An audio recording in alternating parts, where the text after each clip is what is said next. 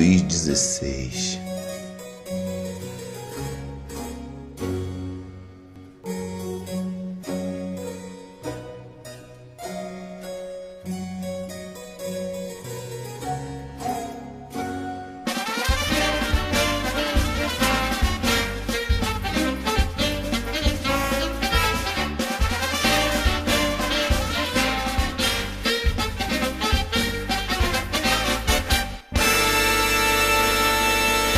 Com a morte do rei Luís XV, o seu neto Luís Augusto, que era filho do Luís Fernando Delfim da França, que havia morrido prematuramente em 1765. Então o Luís Augusto torna-se Duque de Berry e Delfim. O Luís XVI nasceu em 23 de agosto de 1754, em Versalhes, e tinha outros 7 irmãos. O Luís Augusto não era primeiramente o herdeiro, e sim o seu irmão Luís José, que era 3 anos mais velho que ele, e morreu prematuramente de tuberculose. E era uma criança brilhante, estudiosa, precoce, inteligente, e o Luís Augusto era muito apegado a ele e tinha uma grande admiração por seu irmão. E após a morte do Luís José, o Luís Augusto torna-se o Delfim, que teve uma educação muito rígida. E para fortalecer a união entre a França e a Áustria, que apesar de serem inimigas de longa data, tornaram-se aliadas na Guerra dos 7 Anos, contra a Inglaterra e a Prússia. Então, o Delfim casou-se com a filha de Maria Teresa da Áustria e de Francisco I, do Sacro Império Romano Germânico, em 16 de maio de 1770, a Maria Antônia, ou Maria Antonieta. Quando eles se casaram, o rei tinha 15 anos e a Maria Antonieta, 14. Maria Antonieta era uma arquiduquesa austríaca da dinastia dos Habsburgo, que sempre foram rivais da França. E quando chegou em Versalhes, era apenas uma adolescente, muito desinteressada de política e também não conhecia os costumes da corte francesa. E na noite do casamento dos monarcas, aconteceu uma grande tempestade, como se fosse uma premonição. Então, após as festas do casamento e tal, havia tipo uma cerimônia de consumação do casamento, onde os noivos iam para a alcova real e deitavam-se na cama real e consumavam o casamento. Mas o que não aconteceu. E demorou 7 anos para que o Luís XVI procurasse a rainha e consumasse o casamento. A Maria Antonieta era muito rejeitada pelo povo e também rejeitava a aliança com a Áustria. Apesar de ser muito paparicada pelo rei Luís XV, a amante do rei, a Madame de Berry, e a Maria Antonieta eram inimigas declaradas e passava suas noites se divertindo em bailes, jogos de cartas, festas, cercadas de jovens e gastando muito, se endividando, e ganhou o apelido de a Madame Déficit. E isso escandalizava a corte e também não conseguia dar um filho ao rei, porque o seu marido não procurava. Com isso, havia muita chacota e havia panfletos satirizando a vida sexual do rei e da rainha, insinuando que a rainha era uma meretriz e o rei um impotente. E também falando das orgias da corte, enquanto o povo passava fome. E o rei, que tinha como hobby a serralheria, foi motivo de piada. E o povo dizia que o serralheiro não conseguia achar o buraco da fechadura. O rei, depois de 7 anos de casado, ia depois fazer uma pequena cirurgia de fimose, o que há também controvérsia sobre esse assunto. Mas a verdade é que, após esse período, ele conseguiu consumar o casamento. Após 8 anos de casamento, o casal real tiveram sua primeira filha em 1778 e em 1781 o herdeiro para o trono, o Delfim Luís José. E a partir daí o casal ficou mais unido e mais tarde tiveram 4 filhos. Em 1774, após a morte do Luís XV, o Luís Augusto subiu ao trono com o nome de Luís XVI, aos 19 anos, e não sentia-se preparado para o trono. E encontrou uma França praticamente falida, muito endividada, após a fracassada Guerra dos 7 Anos, e também o fraco governo do Luís XV, que foi muito impopular, e havia também um grande gasto em Versalhes, que começou com a construção do Palácio de Versalhes, além dos gastos da monarquia com festas e roupas, etc., e que recebiam também pensões do governo, e eram ociosos, ostentavam demais, com festas e orgias, e viviam em um mundo isolado dos demais populares que viviam na miséria. O clero e a nobreza não pagavam impostos. O símbolo máximo dessa ostentação era a rainha, que apresentava penteados exuberantes, que levava horas para serem feitos. O Luís, apesar de qualificado, era vacilante e não demonstrava firmeza, determinação, e tentava ser popular e se preocupava com a opinião pública e restabeleceu o parlamento, ao contrário dos seus antecessores e também de sua esposa. Não gostava de pompas e chegou a reduzir o número de cargos na corte. Emitiu o Edito de Versalhes, também conhecido como o Edito da Tolerância, que garantia direitos aos judeus e ignotes, e, entre outras coisas, a liberdade religiosa e civil, e nomeou como seu principal ministro o conde de Maurepas, o Jean Frederic, que se encarregava de muitas funções e permaneceu nesse cargo até a sua morte em 1781. Como ministro das Finanças, ele contratou o N. Robert Turgot, que era um cara muito inteligente e iluminista, e o rei prometeu total apoio ao Turgot. Então o Turgot insistia em taxar a nobreza e o clero, mas essas reformas do Turgot não foram bem recebidas pela elite.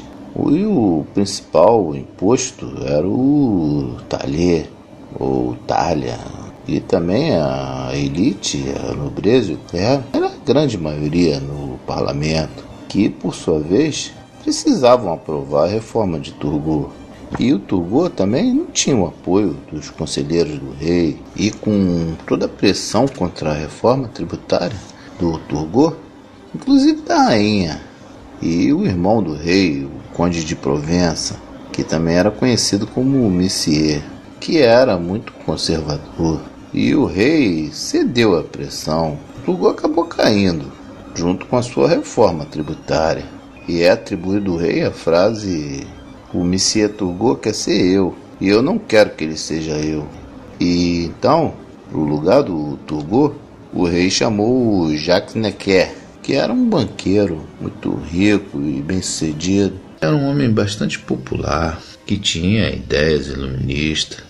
E nesse período a Inglaterra, que era a principal inimiga da França e havia vencido a Guerra dos 7 Anos, enfrentava uma revolução pela independência nas suas colônias americanas.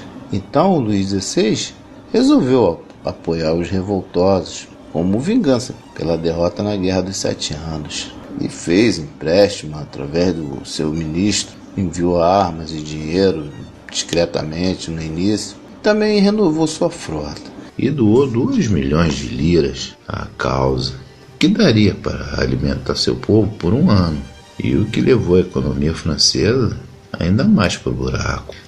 E após a vitória dos revoltosos na Batalha de Saratoga, após 2 anos de guerra, a França declarou guerra à Inglaterra e apoiou abertamente os americanos. E também recebeu Benjamin Franklin em Versalhes, que era um democrata. E após a vitória dos americanos, a França ficou com a dívida e não teve nenhuma vantagem.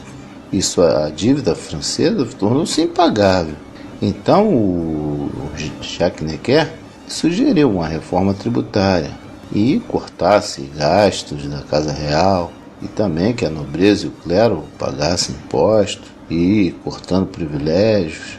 E o rei, no início, ele prometeu apoiar o seu ministro, como aconteceu com Turgot.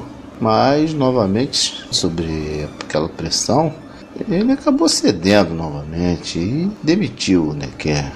E é atribuído ao Jacques Necker a frase: "O primeiro tiro levará a França ao abismo."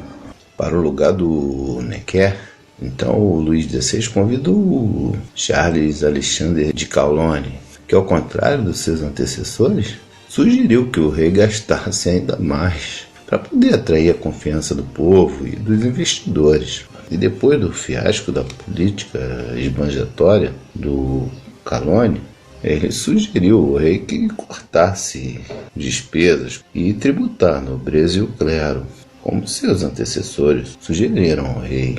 Então o rei convocou a Assembleia dos Notáveis, que apenas a elite fazia parte, e o seu ministro apresentou a sua reforma, e naturalmente foi rejeitada, e o Calonne caiu.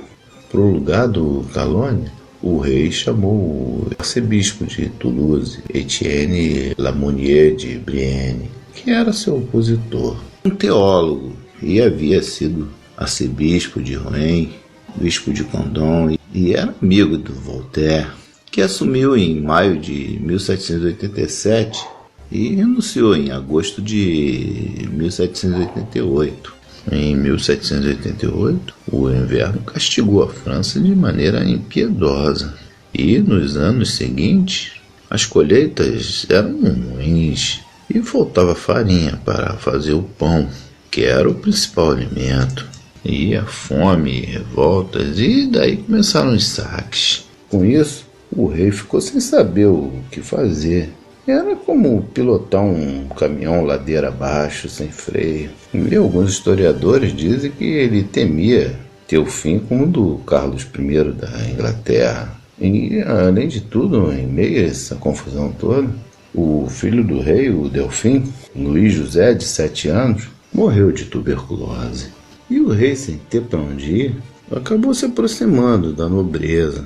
E os representantes do Terceiro Estado tentaram se reunir com o rei em Versalhes, mas eles não os receberam.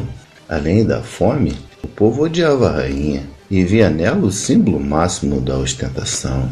Esse ódio era alimentado pelos opositores do rei e é atribuída a ela a frase: "Se o povo não tem pão, que coma brioche", quando alguém veio dizer para ela que o povo não tinha pão. Frase essa que é muito contestada pelos historiadores. Alguns historiadores a vêem até como uma grande filantrópica, que também era atribuída a ela muitos amantes, inclusive o cardeal Joan, que tinha fama de ser um depravado, e também ter caso com mulheres, e até o seu cunhado. Com todo esse desgaste, mesmo assim o rei era popular na Normandia. Daí, sem saída, o rei convocou uma Assembleia Geral, com a nobreza, o clero e também o Terceiro Estado, o que não acontecia há mais de 170 anos. E após 6 semanas de reuniões, o rei fechou o local da reunião, e os representantes do Terceiro Estado se reuniram numa quadra onde praticava esporte e fizeram um juramento, que foi conhecido como o juramento da quadra de tênis. E a partir daí foi proclamada a Assembleia Nacional em 9 de julho de 1789, onde eles exigiam uma nova Constituição e assinaram a proclamação da Assembleia Nacional. Então foi escrito a Declaração dos Direitos do Homem, o qual considerava todos os homens iguais, promulgado por uma Assembleia Nacional em nome do povo, sem a participação do rei. E 8 dias depois o rei anulou e posicionou suas tropas em Paris. E os populares apedrejaram os guardas e morreram 3 soldados. Em 11 de julho ele demitiu Necker, que havia sido chamado novamente para cuidar das finanças, e também outros ministros, o que revoltou ainda mais o povo. e os revoltosos atacaram os arsenais de Paris e roubaram 28 mil mosquetes. Em 14 de julho, o povo atacou as Bastilhas, liderados por Pierre de François Palloy, que era um construtor, que era uma masmorra de pedra onde o governo guardava as pólvoras e também prisioneiros, e era onde também se torturava e era o símbolo do poder real e o horror do povo francês. Destruíram a Bastilha, arrancando com as mãos os tijolos, que foram mais tarde vendidos como símbolo da Revolução. E o Bernard Lunes, que era governador da Bastilha, acabou sendo morto e a sua cabeça exibida em uma lança, o que virou uma tradição. Em meio a toda essa turbulência, o Luís XVI voltava de uma caçada em Versalhes. E, por ironia, no seu diário de 14 de julho de 1789, ele escreveu nada, referindo-se à caçada mal sucedida, e foi acordado no meio da noite com a notícia da queda da Bastilha. E perguntou ao mensageiro: é uma revolta? E o mensageiro respondeu: não, senhor, é uma revolução. 3 meses depois da queda da Bastilha, um grupo de revoltosos marchou para Versalhes, com muita ira contra a rainha, devido àquele fake lá do brioche. E invadiram o palácio, também mataram um guarda, também invadiram o quarto da rainha, que já havia se refugiado numa passagem secreta para o quarto do rei. Então, o rei se comprometeu diante da multidão a ir até Paris com a sua família. Foram levados para o Palácio dos Tulherias e durante o período de 1789 até 1791, a Assembleia Nacional transferiu gradualmente os poderes do rei para a própria Assembleia. Durante esse período que o rei em Paris, sob a tutela da Revolução, os aliados do rei passaram a arquitetar a fuga do rei, principalmente o Axel Van Fosse, que era séquito do rei, e organizou a fuga para Montmédy, o que para alguns historiadores foi o seu maior erro. E na madrugada de 20 de junho de 1791, o rei e sua família partiram numa carruagem descaracterizada. E no meio da viagem, já perto de Invarre, ele acabou sendo reconhecido e tornou-se prisioneiro. Em 8 de julho de 1791, houve uma manifestação em massa no Campo de Marte, em Paris, para pedir a remoção do rei do cargo. E daí houve vários conflitos, onde morreram dezenas de pessoas. E em 10 de agosto, a Comuna derrubou o rei, que tentou fugir com a sua família para a Assembleia Legislativa, mas foram presos, onde passaram 3 dias juntos em um quarto. E em 13 de agosto, o rei foi enviado para a Torre do Templo, uma antiga fortaleza. E mesmo sob a ameaça de outras monarquias europeias, entre elas o Sacro Império Romano Germânico, que era governado por Leopoldo II, irmão de Maria Antonieta, também o Carlos de Guilherme II e outros monarcas, se reuniram e fizeram o Manifesto de Brunswick, que ameaçava a Revolução Francesa caso acontecesse algo com a família real. E essas ameaças irritou os revolucionários, e os líderes da Comuna de Paris acabaram mudando o nome para Comuna Revolucionária de Paris. E culminou na Guerra Revolucionárias Francesas. Em 21 de setembro, a Assembleia Nacional aboliu a monarquia e declarou a França como uma república. Daí passou a ser discutido o futuro do rei e de sua família. Havia divergência entre os girondinos, que não queriam a execução, e os membros da Comuna de Paris, que queriam a execução do rei. E depois de muitos combates em prisões e execuções, que é conhecido como o Massacre de Setembro, daí foi encontrado nos cofres do rei, lá um cofre secreto, várias cartas e documentos que comprometiam o rei, o qual ele conspirava com outras monarquias contra a Revolução. e ele foi julgado como traidor e condenado à morte. E em 21 de janeiro de 1793, ele foi decapitado pela guilhotina revolucionária. Após a morte do rei, a sua viúva Maria Antonieta ficou vários meses confinada no castelo do Templo, com a sua cunhada Isabel e a sua filha Maria Teresa e o Delfim. Daí, mais tarde, o Delfim foi separado da sua mãe e, sob a pressão, ele acabou acusando a sua mãe de incesto. E em 16 de outubro de 1793, a rainha, que já estava muito debilitada e doente, foi executada. E o Delfim, Luís Carlos, o Luís XVII, ficou sob a tutela do Antoine Simon, que era um sapateiro analfabeto, e o espancava e fazia beber grandes quantidades de álcool. E após a morte do Simon, ele ficou numa cela isolada, sem qualquer tipo de higiene, e acabou morrendo de tuberculose. Após a morte do Delfim, o seu coração foi removido pelo legista Philippe Jean Pelletan e o manteve guardado em sua casa em uma urna. E mais tarde, o Pelletan tentou entregar o coração ao Luís XVIII e também ao Carlos X, que não acreditaram por coração ser do Luís XVII.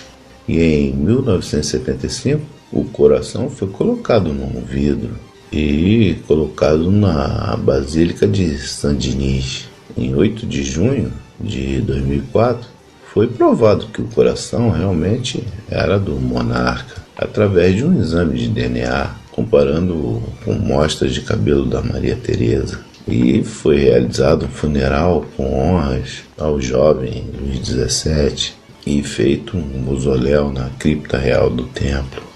Bom, é mais ou menos isso aí. Eu vou ficando por aqui.